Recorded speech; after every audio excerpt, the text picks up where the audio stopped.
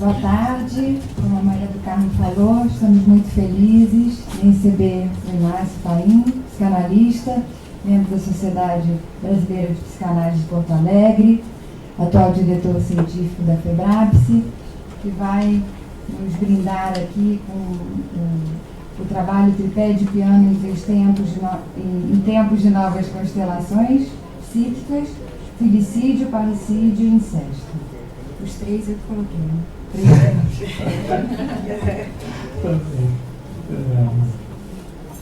Bom, boa tarde a todos. É um prazer estar na Sociedade Psicanalítica do Rio de Janeiro. Esse convite que a Maria do Carmo me fez já há algum tempo. Na realidade, esse convite surgiu antes mesmo do pré-congresso. A Maria do Carmo me levou algum tempo, depois de uma atividade em São Paulo, e a Maria do Carmo conheceu o meu livro e tal, e em algum momento ela me ligou perguntando se eu poderia vir, se tinha alguma possibilidade para vir falar alguma coisa sobre o filicídio. Então isso seguramente deve fazer mais, em torno quase de 1 ano e meio, que aconteceu esse primeiro contato da Maria do Carmo. E aí fomos negociando nesse meio tempo como é que a gente conseguia chegar a acertos para mim poder vir, juntar um pouco de lazer amplo e lazer psicanalítico, já que é sempre um prazer falar de psicanálise, principalmente quando o convite é para falar de psicanálise do verso freudiano. E além disso, a Maria do Carmo me fez esse convite, e nesse convite ela me fez algo inédito. Inédito por quê? Porque é a primeira vez que alguém me convida para falar sobre o filicídio a partir do livro. Eu tenho alguns livros, gosto de escrever, eventualmente sou convidado para falar sobre várias coisas e vários temas dentro do pensamento freudiano, mas esse tema do filicídio decididamente não foi muito bem recebido pelo mundo psicanalítico. E a pergunta que eu sempre faço em relação a esse livro, eu tenho 3 livros produzidos ou em parcerias ou meu, e são 4 na realidade. Dos 4 livros, o livro que menos vende é o do filicídio. E eu comecei a me perguntar por quê. O que tem aí que não julgo que seja um livro ruim, muito pelo contrário, eu acho que é um livro bom, bem escrito, mas ele não vende ou vende bem menos do que os outros. Eu tenho de metapsicologia, que vende bastante, praticamente está esgotado, tenho outro sobre técnica em Freud, que também vende bem, e esse livro não vende, ou vende bem menos, não é que não venda, vende bem menos proporcionalmente. Se eu vendo 10, os outros eu vendo, vocês têm uma ideia, no congresso, eu levei alguns livros, lancei um outro livro também, todos os livros que eu levei foram vendidos. Os do filicídio eu levei poucos exemplares, já provavelmente contaminado com isso, eu levei em torno de 10, 12 exemplares, eu vendi 5 livros, e os outros 7 voltaram para casa. Então, provavelmente tem alguma coisa que se passa com a temática do filicídio, que nós, analistas, também temos esse jogo entre querer saber e não querer saber sobre a temática do filicídio, que aparece no ato, aparece, nós inclusive fizemos uma capa que julgamos que seria uma capa que poderia mobilizar o desejo do leitor. Mas, quem sabe a gente conversando hoje, a gente possa ter outros caminhos para poder chegar a algumas conclusões do que o filicídio nos toca e o porquê que nos toca, ou nos toca tanto que nesse tocar a gente faz uma espécie de rejeição a essa temática. Bom, o que eu pensei de a gente poder falar nesse primeiro tempo, já que nós teremos 2 tempos, um que a gente vai falar alguma coisa sobre esse tripé, e já antecipo, que talvez mais especificamente desse tripé a gente fale da questão filicida. E depois, no segundo tempo, a gente vai falar algumas coisas sobre o masoquismo.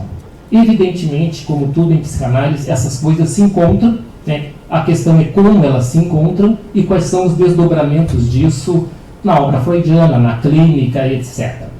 Para pensar a questão do filicídio em Freud, evidentemente, claro que nós sabemos que tem pioneiros importantes nessa temática, o grande pioneiro em termos da América Latina é o Raskovitz, que começa a trabalhar com esse tema nos anos 70 no mínimo, ele já trabalha sobre isso, o livro dele é um clássico, que aparece brevemente nos meus escritos, porque a ideia era retomar o filicídio dentro do pensamento freudiano.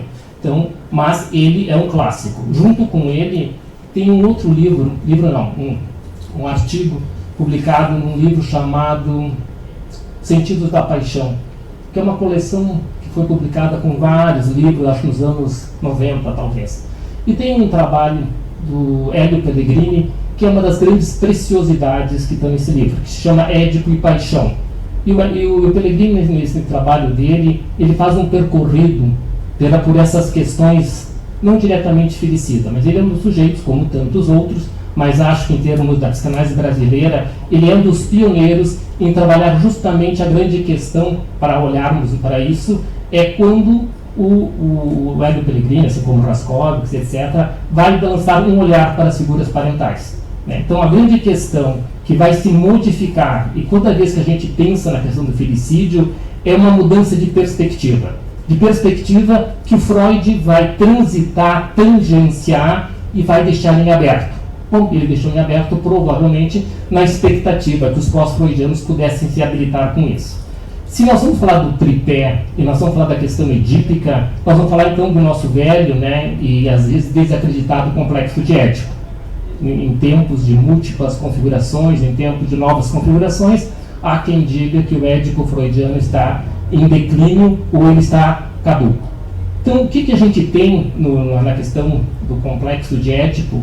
Eu tenho sido redundante, eu acho que falar de complexo de Édipo, eu agrego uma palavra que dá maior, talvez, a pretensão, é poder calcar de novo o paradigma da nossa ciência, que é a complexidade do complexo de Édipo.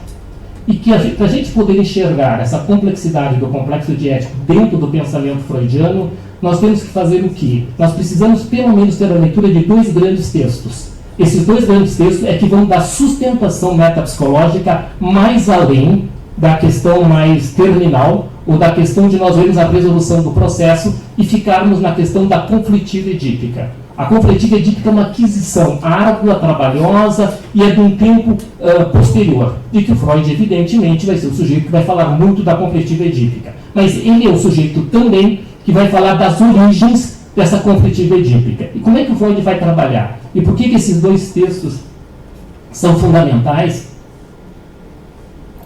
E sem a sua leitura, nós não temos como abordar em Freud o que ele deixou, o que ele não deixou e, evidentemente, o que são as nossas leituras. Esses dois textos são quem?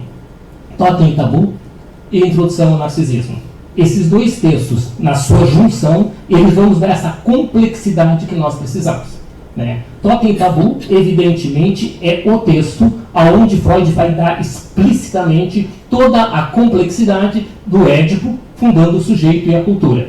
Então, esse trabalho todos nós conhecemos, sabemos, ele cumpre um papel extremamente importante. É um trabalho que o Freud escreve, inclusive, já num processo de crise com Jung, que já vinha ali de 1910, 1911, importante e intenso. E o Freud vai escrever Totem e Tabu porque ele precisa legitimar o seu complexo de Édipo mais além das questões míticas que o Jung trabalhava, como símbolos de transformação da libido, etc., já que uma das questões importantes entre eles, entre tantas, mas uma questão importante, é justamente o lugar dessa ontogênese. Como é que o sujeito repete essa história de forma singular? E aí ele e o Jung rompem de alguma forma, teoricamente, porque o Jung, ao tratar esse mito amplamente, ele descaracterizava que essa situação é repetida, sim, mas cada sujeito vai repetir dentro de uma estrutura familiar própria. O famoso romance familiar, como é que vai se dar essa estruturação? Então, o Freud vai escrever Totem e Tabu justamente para poder dar sustentação metapsicológica ao que até então ele não teria dado. Uma outra observação, que às vezes a gente ouve alguns colegas dizer que o Freud nunca escreveu especificamente sobre o complexo de Édipo. Isso é uma das grandes heresias que nós vamos dizer. O grande texto do complexo de Édipo é Totem e Tabu. Muito mais que o texto de 25, a dissolução do complexo de Édipo. A dissolução é um texto fantástico, importante, mas é um texto que só tem sentido porque ele escreveu antes Totem e Tabu em 13. E se nós quisermos saber a história do Édipo, a gente sabe que começa lá em 97. Lá nas Cartas Aflitas, Freud começa a se questionar o lugar do Édipo, o que acontece, ele começa a brincar com Édipo e Hamlet, em 1900 ele traz algumas coisas também, mas evidentemente ele precisava fazer algumas coisas, entre essas algumas coisas ele tinha que escrever os 3 ensaios. sem os 3 ensaios, ele também estava capenga para poder chegar ao que ele vai escrever em 13, que é Totem e Tabu, então legitimando. Mas, evidentemente, em Totem e Tabu, tem 2 grandes facetas, né? Que é a faceta do que esses filhos retornam, matam o pai, devoram, e surge a célebre frase, né? O pai morto torna-se mais forte do que for o pai vivo. Ou seja, a gente diz, a partir desse assassinato surge o pai como função. Ou seja, a cultura se instaura com o assassinato, porque marca o assassinato, o devoramento e a interdição do acesso às mulheres do pai e o totem não ser destruído. E de um outro lado tem essa pré-história, que é a história que o Freud nos diz, a partir do Darwin, etc., desses filhos adolescentes que à medida que cresciam eram expulsos de casa. Nós diríamos, talvez aí nós temos algo que remeta à questão filicida. O que esse macho violento, despótico, que ficava com todas as mulheres para si e expulsava os filhos homens, o que isso tem a ver com a temática do felicídio? Mas o Freud é o cara que vai discorrer, vai dizer que isso é importante, que ele parte da horda primeira que o Darwin teria especulado, e evidentemente nós estamos falando tudo isso, e o Freud está falando de Totem e Tabu, desde a visão do quê? Do que ele vai chamar em 21, isso é um mito científico. Quando os antropólogos nos questionam que o Freud viajou, etc., sim, a solução que o Freud vai dizer, eu não estou falando de uma verdade material, eu estou falando de uma verdade histórica. Como é que isso, supostamente, é como se ele dissesse, era uma vez, uma horda primeira, blá, blá, blá, blá. É disso que se trata e é dessa antropologia que eu vou falar com vocês. É dessa antropologia que eu vou partir como assim, a própria metapsicologia freudiana, nós sabemos que ela é uma grande ficção, né? Ela é uma invenção freudiana. Ela tem uma inter-relação com a clínica no ir e vir. Mas é o Freud avançando, especulando, criando e ousando, e voltando para a clínica, ou para a cultura, para legitimar. Mas de qualquer forma, então, em Totem e Tabu tem toda essa pré-história, mas Totem e Tabu é Freud olhando para o Édipo de Sófocles, parricida e incestuoso. E como é que a interdição vai se dar? Ou ainda olhando para Hamlet, né? Porque vocês sabem que nós poderíamos dizer que o genuíno Édipo freudiano seria Hamlet. O que desejou, não o que realizou. Hamlet foi o que fantasiou. Hamlet é o que teve inibição de realizar o assassinato do tio, porque o Freud diz, inibiu porque o tio era a parte dele que executou o parricídio. Então, o Hamlet é muito mais fantasia, o Hamlet é muito mais devaneio. O Édipo não, Édipo é o ato. O Édipo executa o parricídio e o incesto. Mas, de qualquer forma, é um olhar freudiano voltado para o Édipo. Isso em 14. Se vocês forem ler a carta dele a Abraham, o Freud diz uma frase importante lá pelas tantas. Ele diz, olha, quando ele saiu do congresso de 13, onde houve a ruptura definitiva com Jung, ele saiu e foi para Roma. Quando ele chegou em Roma, ele escreve para o Abraham, eu vou escrever a introdução de Totem e Tabu e estou rascunhando sobre o narcisismo. Então, de um lado, uma introdução de uma temática que ele já tinha desenvolvido no congresso de 13. E quando ele está em Roma, assim, olha, eu vou fazer a introdução e estou rascunhando algo sobre o narcisismo. Por que eu estou citando isso para vocês? Por que nos interessa isso? Nos interessa porque, se eu digo para vocês, numa leitura possível, que em 13 é sobre o Édipo que ele está olhando, em 14, com o texto Introdução ao Narcisismo, o Freud vai olhar para quem? Ele vai olhar pela primeira vez de forma enfática. Ele sempre olhou para as figuras parentais. Agora eu posso ter um olhar mais amplo ou um olhar mais pontual. 14, o texto de 14, que é fantástico, ele tem milhões de possibilidades de leitura, mas a leitura que nos interessa sobremaneira é o conceito de narcisismo primário.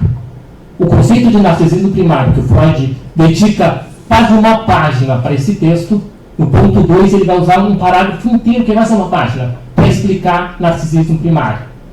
Explicar narcisismo primário é Freud falando do quê? Da força dos objetos primários. A força intrusiva das figuras parentais. Então, nós podemos dizer que Totem e Tabu é os destinos do desejo edípico. Narcisismo é as origens.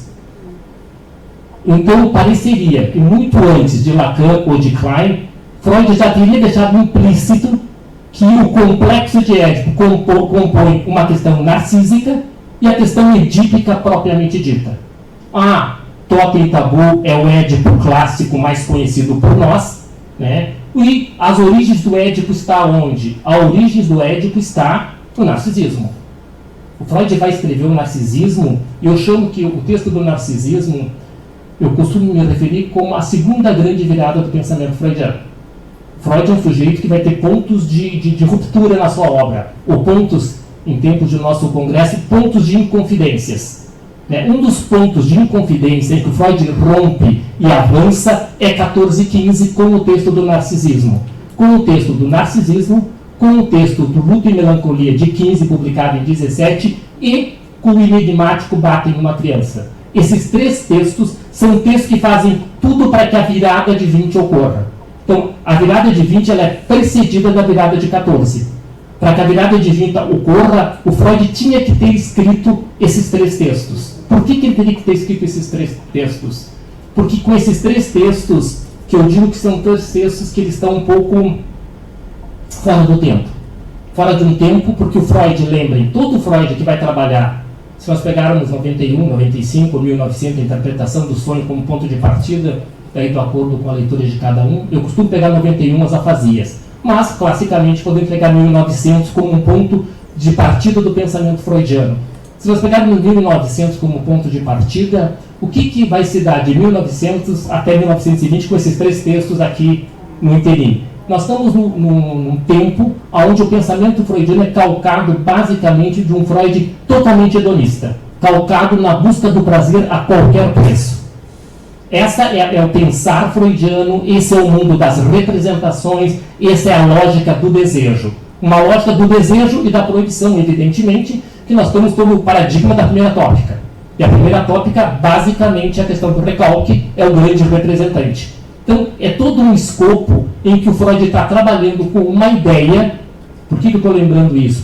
Porque nos interessa, ou pelo que eu tento trabalhar com vocês, porque durante esse tempo, fora esses três textos, o Freud está falando do quê? Ele está falando que o objeto, primordiais, evidentemente, nos interessa em termos de constituição, ele é importante, mas ele não é determinante. Podemos entrar em 500 discussões sobre a questão do objeto, com Freud, com Klein, etc., mas pegando em Freud e talvez corrigindo eventualmente uma leitura que se faça, que o objeto não é importante em Freud. Ele tem graus de importâncias variada, mas ele jamais vai poder prescindir do objeto em momento nenhum. Toda a teoria freudiana ela é construída na relação pulsão-objeto. Entre a pulsão e o objeto vai acontecer alguma coisa que chama aparato psíquico. O que vai acontecer nesse aparato psíquico? Como temos várias versões, possibilidades, narcisismo, masoquismo, um monte de coisa. Mas pulsão e objeto são dois elementos indispensáveis para que se pense uma estruturação psíquica, seja ela qual for, seja o teórico que for. Para Freud, tu vai partir da pulsão de um lado e do objeto do outro. Onde é a pulsão, onde é a forma, são as discussões que nós fomos convocados a trabalhar. Então, até 20, com exceção desses três trabalhos, a obra freudiana, o objeto é extremamente importante, mas o objeto é coadjuvante. Por que o objeto é coadjuvante? Porque o Freud está trabalhando com toda uma questão que é atividade versus passividade. Então, o bebê é ativo e vai jogar para o mundo, etc. Depois, no segundo tempo, nós vamos conversar mais sobre isso, que é a virada do pensamento freudiano do sadismo para o masoquismo.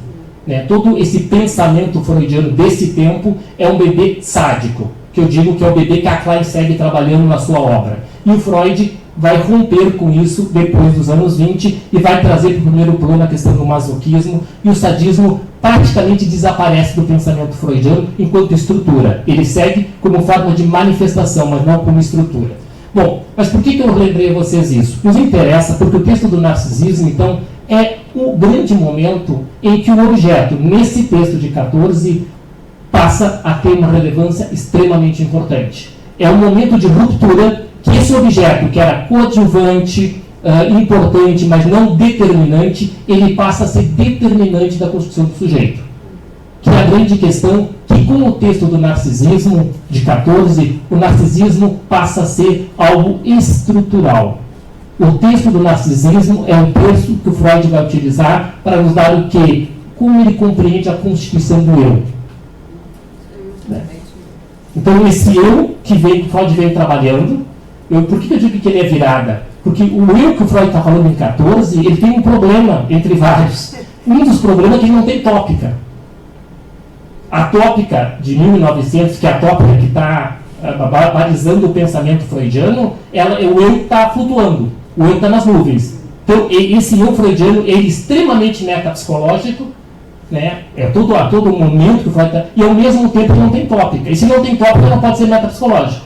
O Freud mesmo diz, né? Para que algo seja metapsicológico, tem uma topografia, uma dinâmica e uma questão econômica. Então, esse eu de 1914, ele está pressionando a tópica de 1900.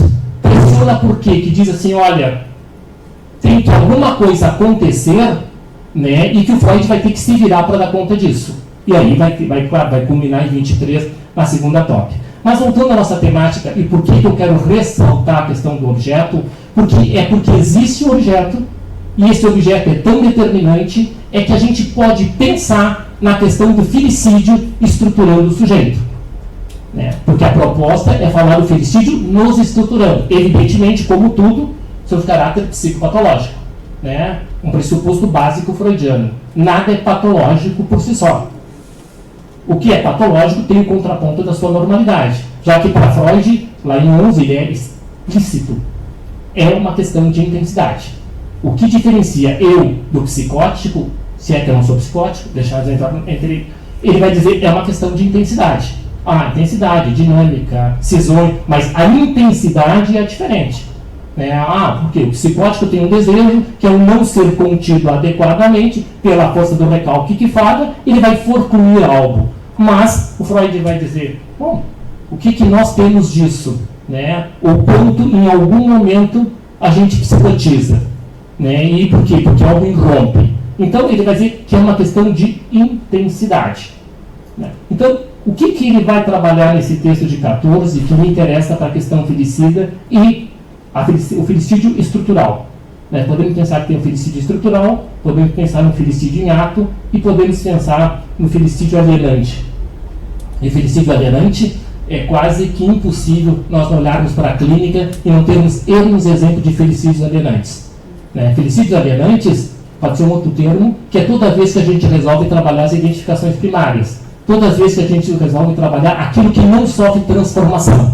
Todo traumático que é inscrito e não é transcrito, faltou o quê? Faltou um outro que fizesse a função de transcrição, até que o sujeito possa vir a transcrever por si só.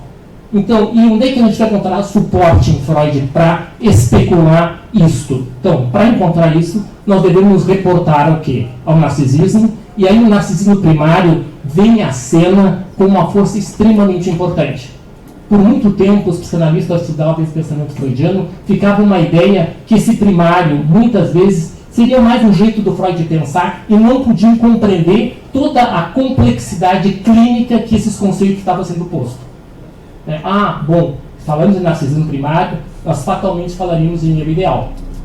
Falar em narcisismo primário é falar do quê? Falar dos desejos parentais. O Freud vai usar nesse parágrafo do narcisismo, eu no meu lado obsessivo, já me deu o trabalho de contar, o Freud pelo menos diz 5 ou 6 vezes tudo aquilo que o bebê deve fazer para dar conta das demandas parentais. O Freud inicia esse parágrafo dizendo, eu vou fazer uma mudança de perspectiva, ou seja, eu vou olhar desde o olhar parental. 14, o olhar dele era desde o olhar do bebê ético. O Freud não se ocupa muito o que os autores contemporâneos, tem um argentino que eu gosto muito, que é o Maruco, que ele trabalha sobre essas questões também, em nenhum momento o Freud se ocupa de Laio e Jocasta. O que Laio e Jocasta tem a ver com o Édipo? O Freud trabalha, fala da questão edípica, fala do desejo, o Freud fica, digamos assim, Édipo pós-assassinato de Laio. Laio volta, casa com a Jocasta, tem os filhos, etc., realiza. O Freud tangencia, mas não fala o que é aquele sujeito que tem um pai e uma mãe. E o Freud é o cara que inventou, como diz a Ruth Lescaut, a família de Piana. Então, quem inventou essa família antes do Freud, ela não existia, a família de Piana. Só que o Freud ficou muito mais preso ao Édipo. Laio e Jocasta, ou ainda já que toda vez que o Freud fala do Édipo, ele fala de Hamlet. Ele muito pouco olha para a mãe do Hamlet ou o pai do Hamlet. Quem são esses sujeitos? O que eles cumprem? O que eles têm a ver? Por que o Hamlet vai por esse caminho? O que esse príncipe dinamarquês carrega dentro de si? Inclusive, tem uma fase fantástica, né? Porque ele tem que cumprir um mandato parental explícito. Tu tens que vingar a minha morte. Então tu deve porque tu me deve alguma coisa. Né? Então o Freud começa a trabalhar, mas não olha para esse casal parental. Assim como tem um trabalho belíssimo do Freud, para quem gosta de literatura e das comunicações do Freud com a literatura, eu acho que talvez é o trabalho mais bonito do Freud. Eu gosto muito de Gradiva também, mas o mais bonito deles, a meu gosto, evidentemente, é o trabalho do Freud de 27, Dostoiévski, o Parricídio. O Freud vai trabalhar os irmãos Karamazov. Os irmãos Karamazov, por si só, é um dos clássicos da literatura, né? E o Freud trabalha esse texto de forma muito bonita, muito rica, nos traz várias coisas. Ele volta a falar algumas coisas importantes, como é que o eu se forma, etc. Mas, novamente, o Freud olha muito pouco para o velho Karamazov. Ele olha, ele até diz que aqueles filhos voltam, matam o pai, ele diz que tem a ver com o pai despótico, ele lembra do pai da Horda. O velho Karamazov é uma boa encarnação do pai da Horda, né? Despótico, louco, queria todas as mulheres para si, competia com esses filhos, etc. E os irmãos Karamazov é totem tabu explícito. Então esses filhos voltam, retornam para a casa parental e matam esse pai, né? Claro que evidentemente cada um ocupando um lugar. Mas é fantástico porque o Freud vai poder trabalhar quem realiza o ato, quem bola a forma de matar, quem diz que quer matar e quem... Aliás, a única pessoa que ele não trabalha muito é o Alyosha, né? Que ficou um pouco no lugar preservado por Freud, onde está o desejo dele parricida. Mas o Freud trabalha muito pouco o velho Karamazov, assim como muito pouco as mulheres que são as mães desses irmãos. Né? Então Freud dá uma tangenciada nela, etc., mas não chega a trabalhar. Então é nesse sentido que o Freud então diz coisas e ele sinaliza algumas coisas, como assinalou de forma assinalou não, ele dedicou um espaço significativo do seu texto do narcisismo para falar dos objetos primários. É só a partir do texto do narcisismo que nós conseguimos ler e entender Luto e Melancolia. Luto e Melancolia não tem como ser entendido se o leitor não tiver uma intimidade com o texto do narcisismo. Porque a gente pode dizer que narcisismo é a teoria, é pura metapsicologia. Luto e Melancolia é a clínica. A partir do Luto e Melancolia, o trabalho do luto é o trabalho da análise.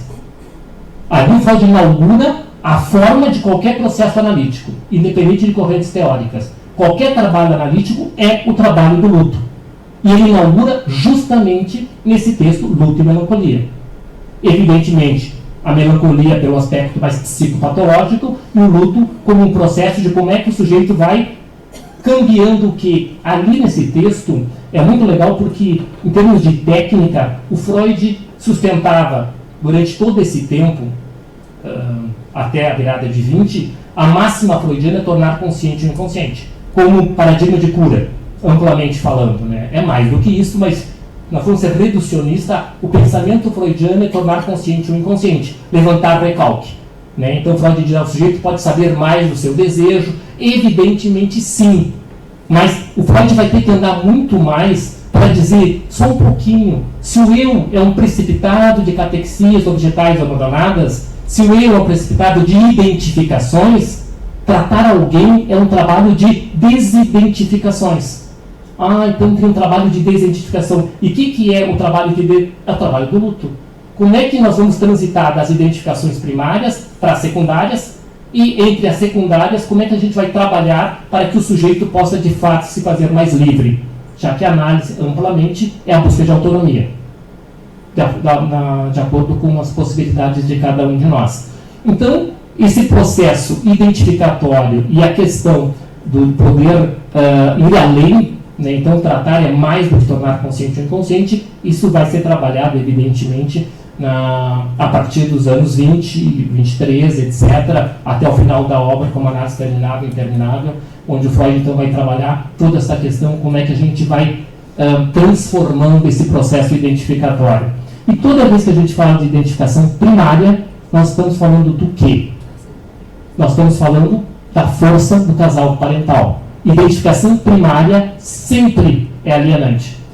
A identificação primária é produto do investimento parental. Narcisismo primário é alheio. Então, se vocês quiserem, é a gênese do estranho dentro do eu. É nesse trânsito do narcisismo primário para o narcisismo secundário. O que é entre o primário e o secundário? O secundário foi e voltou. Quando foi e volta, começa um jogo de ir e vir. E nesse jogo de ir e vir é que o sujeito poderá vir a ser. Lembre para Freud é claro, que no processo, claro no final da obra, tem uma frase dele falando em identificações. Eu estou misturando algumas temáticas, a minha ideia é enlouquecer vocês, mas tudo bem. Quando eu voltar... Já entendi. Você me confundiu agora, mas eu já desconfundi também, já desidentifiquei. Por que eu estou juntando? Porque se nós vamos falar de filicídio, é falar do processo identificatório. Evidentemente, é falar das identificações primárias, já que ela é produto desse outro, É através dela, por exemplo, que a gente pode chegar a um certo consenso, que é muito difícil analista chegar a consenso, mas vamos ver um conceito entre aspas, que a famosa nova ação psíquica lá do narcisismo teria tudo para ser identificação primária.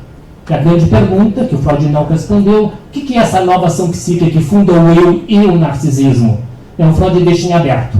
Um Freud, ele, digamos assim, uma leitura possível, tem vários leitores, se tem a ideia que é a identificação primária. Aquilo que ele vai chamar lá em 23, identificação direta e imediata. Ela é anterior a qualquer investimento objetal. A identificação direta e imediata, ela é o ser identificado. Não é o identificar-se com. Porque a gente corre o risco de olhar a identificação primária e achar que o bebê que se identifica com as figuras parentais. E não que não. É as figuras parentais que lhe identificam, dizendo, tu és uma parte minha. Ou ainda, filho meu, somente meu. Todo narcisismo primário, Freud diz que ele está a serviço de dar conta do temor de imortalidade da figura parentais. Diante do terror da morte, os pais se refugiam abrigando-se na criança. Ele é literal.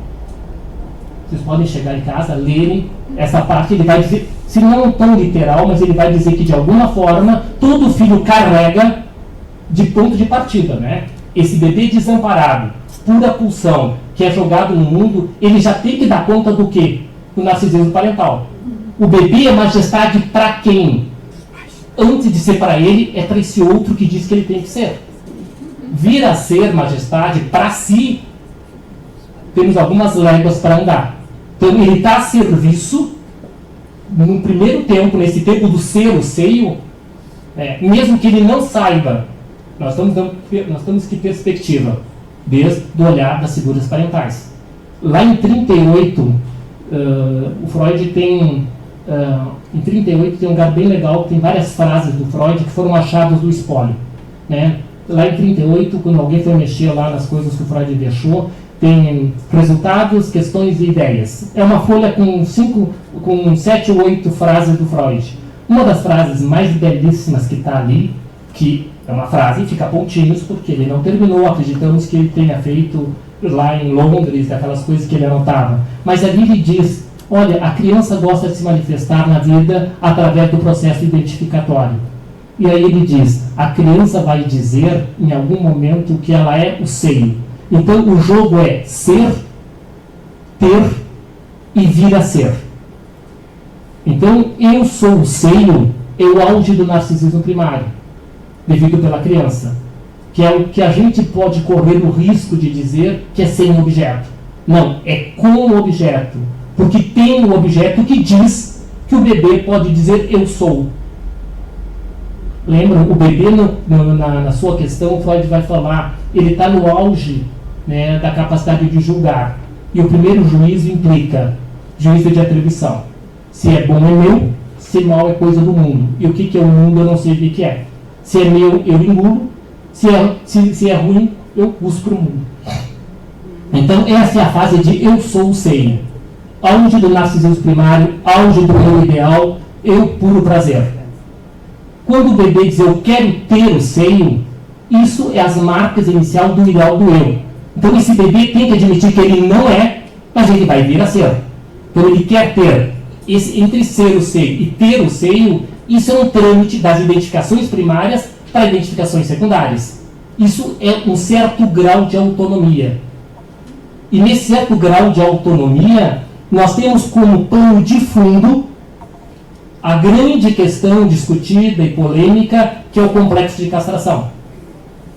O complexo de castração, o texto clássico do Freud, onde ele nos ajuda a compreender que o complexo de castração ele começa na separação do corpo da mãe e ele vai até estrutural, até as diferenças anatômicas entre os sexos. Inibição, sintoma e angústia. Separação do corpo da mãe, desmame, perda das fezes e, por último, as diferenças anatômicas entre os sexos. Nós podemos ler de forma reducionista e ficarmos apenas com as diferenças anatômicas entre os sexos. E o Freud diz, as diferenças anatômicas dos sexos, elas só têm sentido porque tem essas perdas anteriores. Se não houvesse essas perdas anteriores, as diferenças não iam ganhar significado. Então ele vai dizer, as perdas anteriores dão significado à diferença anatômica. E as diferenças anatômicas ressignificam as perdas anteriores. Guardem bem que é diferente, né? Uma significa, outra ressignifica. Então, como eu tive essas perdas, quando eu chego nas diferenças anatômicas, ganha significado. Se não houvesse, claro que sempre há. E a forma como eu vou lidar, vai ter todo o espectro, que vai da neurose, a psicose, a perversão, os quadros limítrofes, mas as diferenças anatômicas ganham significado. E, ao mesmo tempo, elas ressignificam as perdas anteriores. Ou seja, que é a possibilidade do sujeito transformar essas perdas. Transformar e usá-las a seu favor. O quanto mantenho da fase oral dentro de mim, da separação do corpo da mãe, do desamparo, o quanto eu posso saber sobre isso. Então, toda essa teoria freudiana, ela está calcada no complexo de castração. Lembre, para Freud, ele é o grande organizador da vida psíquica. Seja nas configurações do século XIX, seja nas configurações do século XXI. A questão é como. Né? Ele vai estar presente. Agora, se eu ficar ligado meramente a isso, eu estou falando do quê? Por que eu estou falando disso? E lembro de novo, isso é processo de luto. A criança vai ter que elaborar, dentro do possível, avançar, ganhar coisas, saber o que ganha, saber o que perde. Essa é o grande pepino de todos nós. O que eu ganho em avançar? O que eu ganho de sair de ser a Sua Majestade o bebê? Então, essa é a pergunta que esse complexo de castração é o balizador do pensar freudiano. É a partir dele que a teoria vai se instalando. E justamente é porque o Freud se faz cargo para si dessa questão, é que ele transforma a sua teoria. Porque cada vez que ele resolve rever a sua teoria, é um trabalho árduo. Não é pouca coisa. Depois que nós vamos falar da virada de 20, fazer a virada de 20, nós temos que nos pôr no lugar dos parceiros do Freud, seus pioneiros, que trabalhavam com a lógica exclusiva do princípio do prazer. Prazer, desprazer. Mas não tinha lógica nenhuma para trabalhar com um traumático não prazeroso. Lembra toda a concepção de trauma, que era a ideia que foi prazeroso em algum momento da história do sujeito. Pontos de fixação. Era a lógica freudiana de todos os psicanalistas da sua época. O Freud, em 20, diz que tem alguma coisa que transcende a isso. Que não tem a ver com algo prazeroso em algum momento. Tem mais do que isso. E aí nós entramos na tópica do além, que a gente segue depois na segunda mesa. Mas então eu estava falando para vocês da questão identificatória, das identificações primárias, e que esse processo de identificações primárias é esse alheio, dentro do eu, ele é constitutivo, ele é feito a partir da força desses objetos primários. Então, esses objetos primários passam a ser protagonistas da vida psíquica. Então a história de cada um de nós é poder vir a ser protagonista da própria história. Porque o Freud é o cara que fala em Totem Tabu dos mandatos endogâmicos. Só que ele fala, mas ele faltou a costura. O que são esses mandatos endogâmicos? Os mandatos endogâmicos estão postos no narcisismo primário. Os mandatos endogâmicos estão postos na história do duplo. O duplo lá de 19, que conversamos no congresso, estudamos aqui, o duplo, o Freud costura, literalmente, ele diz, olha, o duplo tem a ver com o narcisismo primário. E o narcisismo primário tem a ver com a força do objeto. E por que eu falei de luto e melancolia? Porque luto e melancolia é justamente esse lugar, né? Tanto que vai ter aquela série de frases que todos nós conhecemos. O que é a sombra do objeto que recai sobre o eu? É um eu que fica subjugado por esse objeto, numa intensidade que perpetua. E aí volta a frase belíssima lá de 19. O duplo de protetor a persistir torna-se embaixador da própria morte. O que é persistir? É seguir sob os mandatos das figuras parentais. Filho meu, somente meu.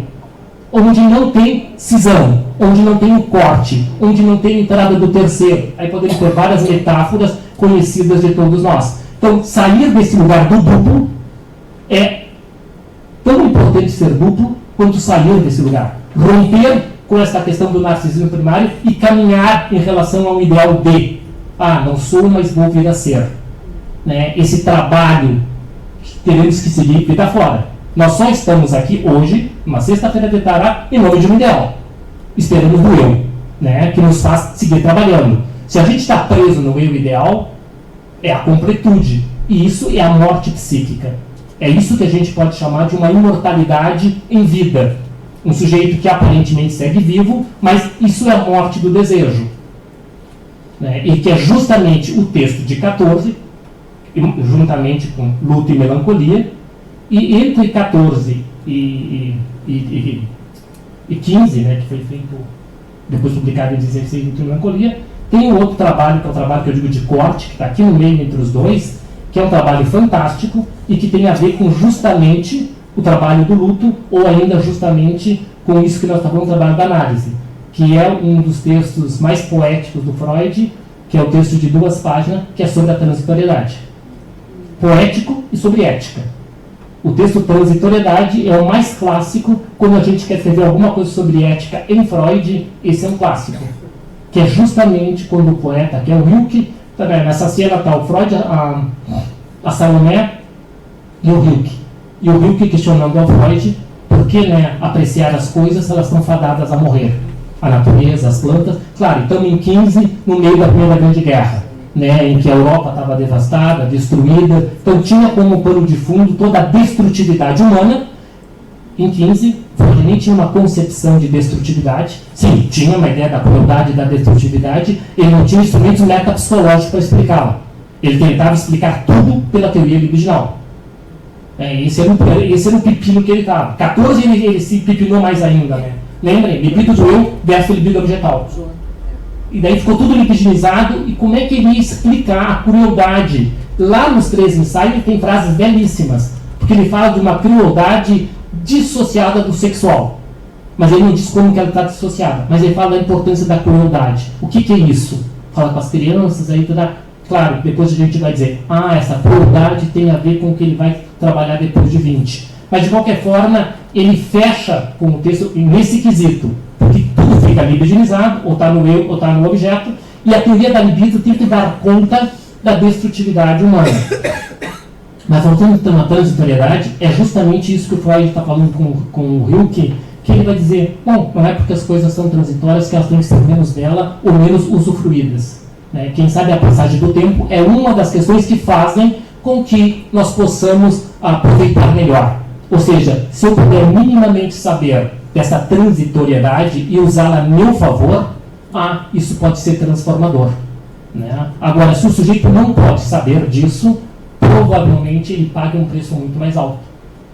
Que daí tem a ver com a temática do felicídio. Isso tem a ver com eu ficar preso a um ideal que não pode ter transformação. Né? Então, como é que se dá esse trâmite entre o felicídio de um lado e o parricídio do outro? Porque para poder vir a fazer o que tantas vezes nós chamamos o parricídio simbólico, por exemplo, em termos clínicos, na vida de um sujeito para poder fazer um parricídio simbólico, ele tem que antes ter feito esse filicídio estruturante. O que chamaríamos de um filicídio estruturante? O Leclerc tem uma expressão, Sérgio Leclerc, que também é um dos pioneiros, tem um livro dele que é Mata uma Criança, que é um livro muito interessante, ele tem um viés lacaniano, mas ele resgata alguns conceitos freudianos. E o Leclerc, nesse livro, Mata uma Criança, que é uma analogia com batem uma criança, ela mata uma criança, ele diz da importância que a gente pudesse assassinar a representação narcisista primária. Clay vai dizer que é um assassinato não realizável, mas que parte disso teria que ser feito. Ou seja, esse assassinato, esse filicídio da sua majestade o bebê. Essa majestade teria que descer do trono. Como se a gente dissesse, isso é função parental, né?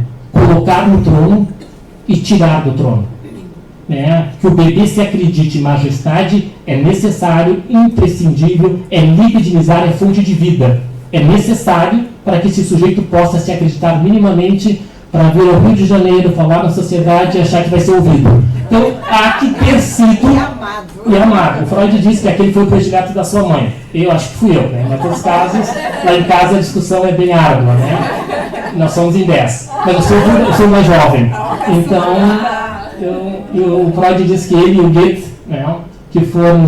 Ele não chega a dizer que ele e o Goethe, mas ele diz em relação ao Goethe, que o Goethe bem poderia ter posto na autobiografia, devo tudo isso à minha mãe. Ele dizia aquele que foi o predileto da mãe tem tudo para ser um sujeito...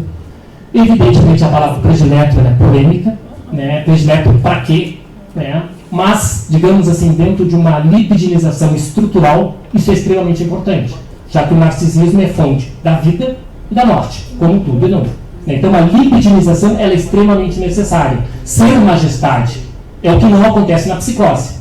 Na psicose acontece algo ali em que esse sujeito não é libidinizado o suficiente para viver a plenitude de ser sua majestade o bebê. Ocorre um déficit de libidinização diferente, por exemplo, a grosso modo, da perversão. É um sujeito que segue se acreditando como majestade. E se eu sou majestade, eu posso criar as minhas próprias leis. Eu não tenho que me submeter à lei do outro. Então, esse processo é processo parental. E a função paterna, o casal parental, não só de pai, paterna, parental, fazer o quê? Esse processo de libidinização. E o que é o filicídio estruturante?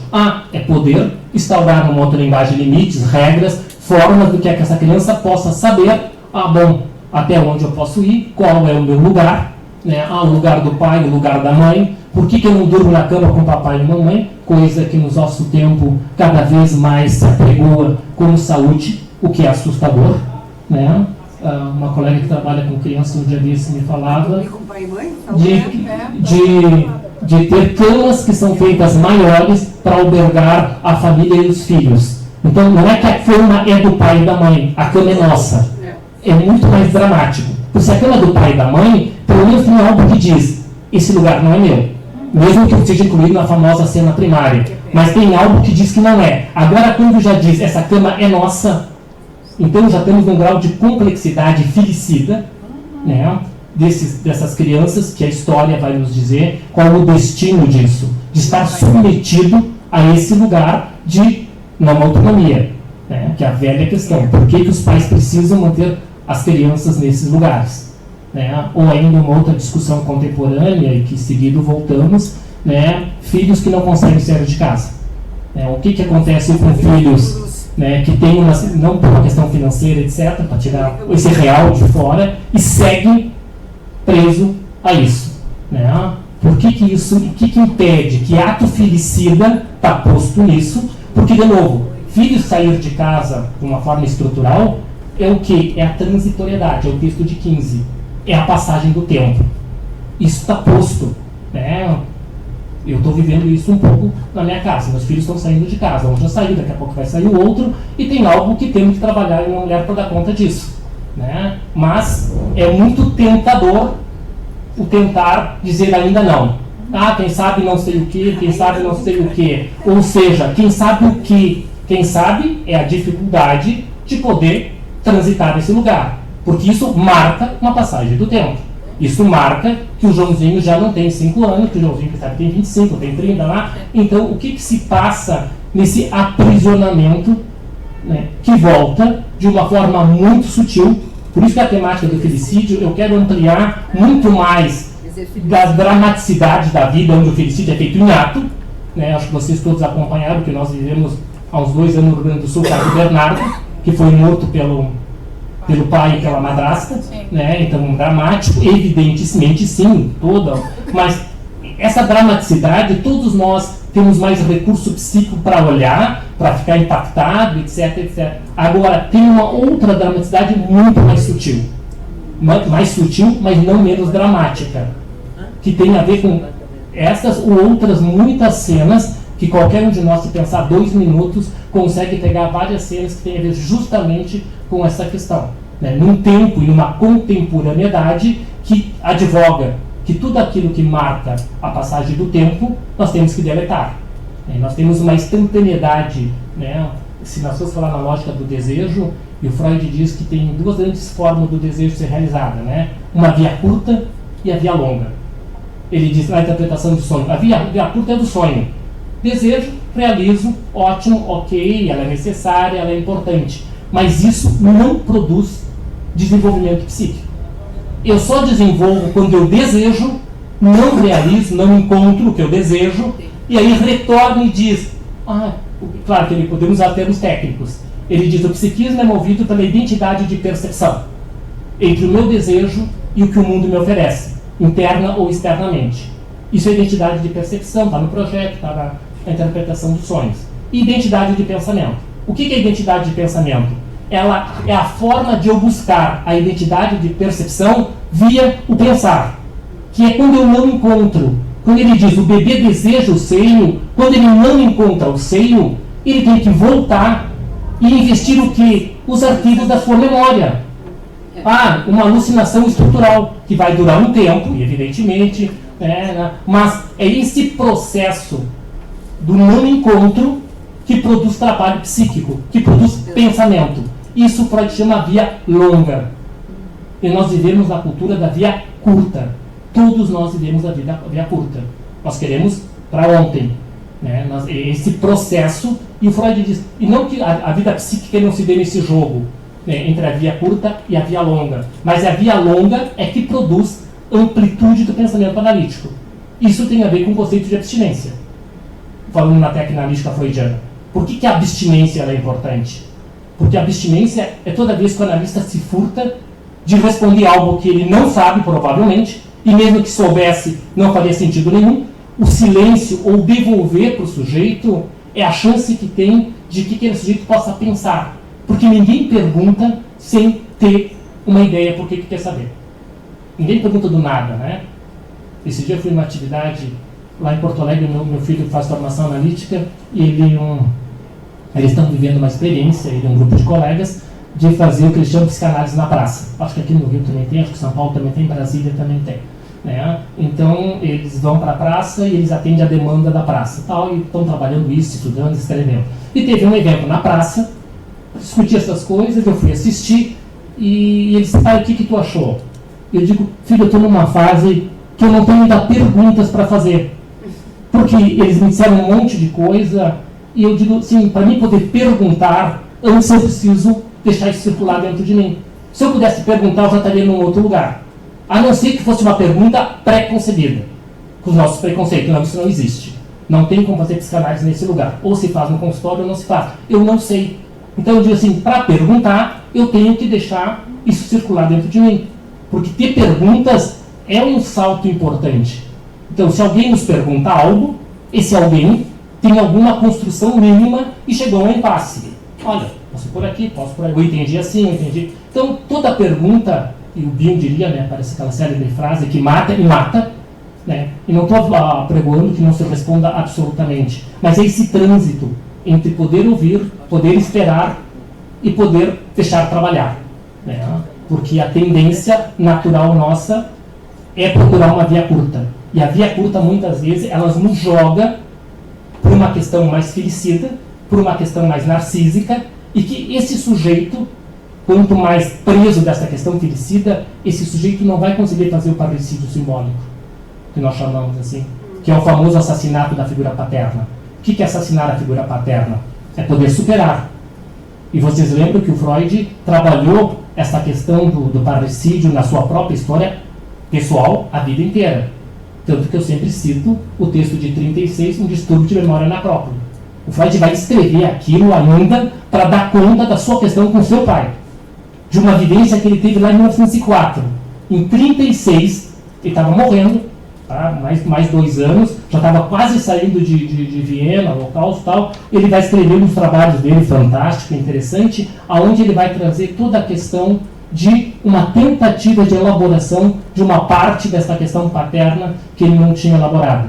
Que ele traz basicamente, que é todo o trabalho de superação, de ir mais além do que as figuras parentais puderam ir.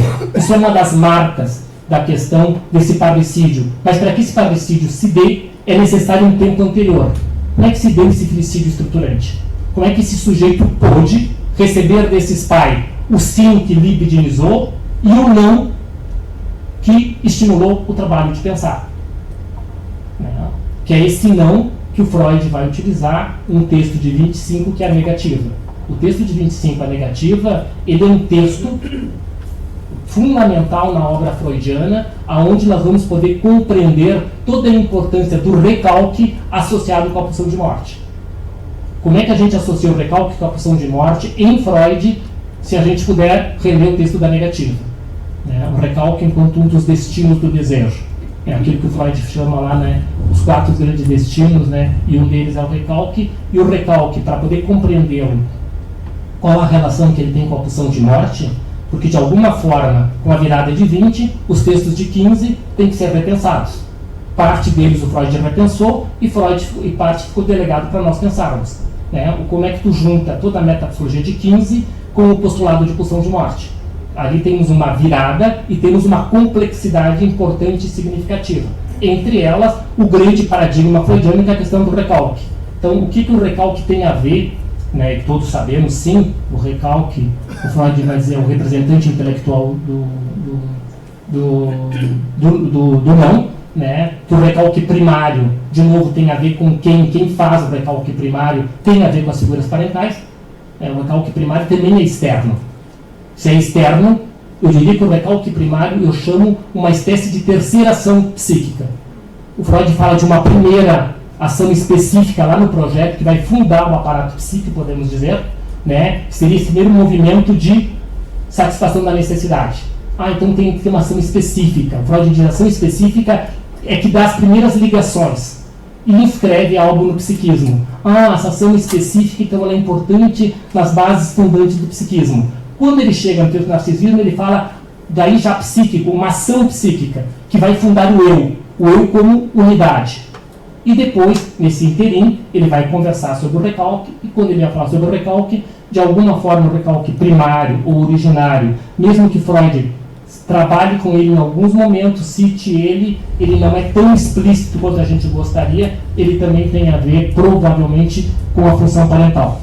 Esse é o primário, já que o secundário é ativo e o primário é passivo. Se ele é passivo, alguém tem que ter a atividade de instaurá-lo dentro de um processo de desenvolvimento. E isso também tem a ver com essa questão de como é que o sujeito vai se organizando e como é que as figuras parentais vão fazer isso que eu estou chamando desse filicídio estruturante, que tem a ver reducionistamente e sinteticamente, tem a ver com a questão do quê? De que a majestade do bebê perca aquele brilho amplo e intenso. Tem que poder fazer esse processo. Então é um processo que vai permitir que o narcisismo sintático se instaura e, evidentemente, que no seu processo vai permitir que a gente possa se haver com a questão de como é que eu me relaciono com o outro. Esse outro separado, não separado, fusionado, não fusionado, como que se dá esse processo? Tá ótimo, obrigada. Muito obrigada.